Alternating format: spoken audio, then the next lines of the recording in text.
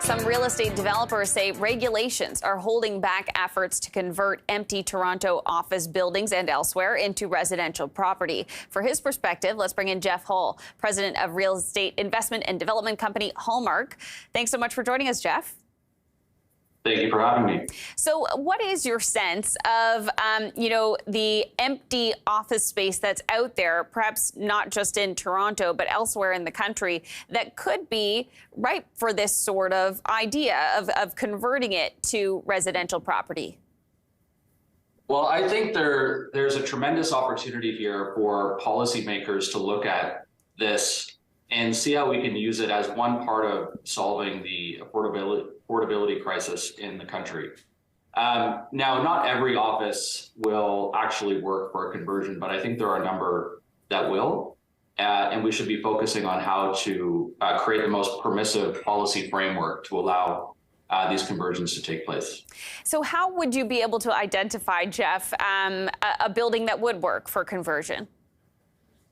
Well, first of all, it has to have the ability to be converted, meaning there can't be any tenants in it, or there has to be limited occupancy of the building itself. But there's also concerns about floor plate sizes in particular. That seems to be the biggest challenge when it comes to converting these spaces. And speaking with the architects that we work with, only about 25% of office buildings are actual candidates for conversion based on structural issues like floor plate size of these buildings. And your company, Jeff, you've done some of this before, right? What sort of buildings have you converted? What were they before? What are they now? Yeah, so ironically, we are developer, manager, and owner of mixed-use assets in downtown Toronto. A lot of the buildings we own now as office used to be industrial buildings back when they were built 100 years ago. And since then, since between then and now, have actually, in some cases been hard residential lofts that have now been converted to office. So I think that history of buildings that we own and manage actually suggests that some of these buildings in the city of Toronto are incredibly flexible in terms of the uses that you can put in them. So we have a long history of adaptive reuse, which is, the renovation and reuse of old buildings. And I think that based on that experience, I think there's a real potential to take some of these non-performing office buildings and convert them to residential. So beyond, perhaps the physical space and the bones of the building itself, the regulation side of things, or the red tape, what gets in the way the most when you would be trying to attempt something like this?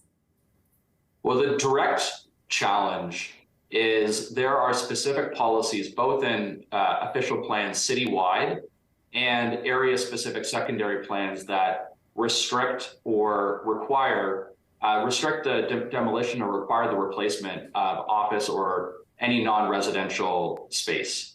So there's an explicit policy that prevents you from doing this. That I think there's a growing realization, both in Toronto and across North America, that maybe policymakers need to look at these specific set of policies. And I know there's discussions taking place, even in the mayoral campaign. There's a number of candidates that have suggested this as a policy response to the both the vacancy in Toronto office, as well as the affordability crisis in housing.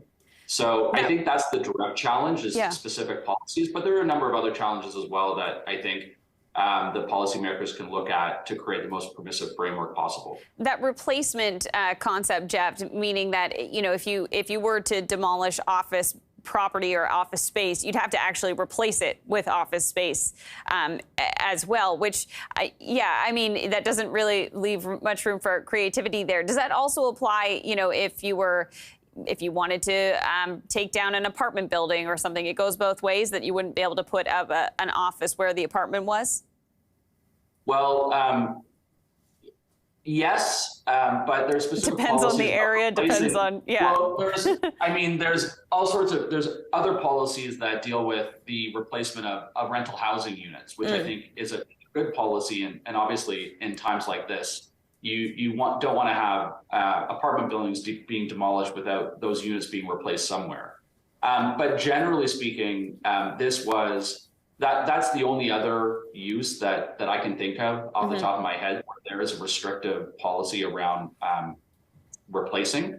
The office replacement policies only came in within the last 10 years, and that was in response to the record low vacancy rate we had, in 2017, 2018, 2019. So this is a much more recent policy that, I think can be re-looked at based on the existing market context today. Is there a risk, Jeff, that we go too far in the other direction, that we replace office space with something else, and 10 years from now or what have you, we need a lot more of it, and then we have to figure things back out in that direction? Could it swing the other way as well?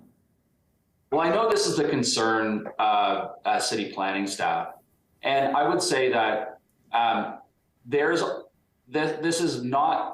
Creating a more permissive policy framework is not going to lead to the conversion of, dozens of office towers in Toronto. I mean, I think we should be happy if it does, because that would mean an incredible amount of new housing supply delivered in the city of Toronto, which we need.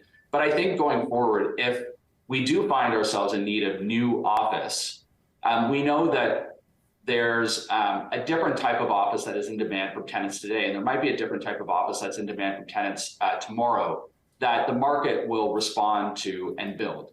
So I think there are still lots of opportunities in the city of Toronto, lots of soft sites for new office development. And I don't think that should be a real concern or impediment to creating the permissive policy regime that I think is necessary for conversion today.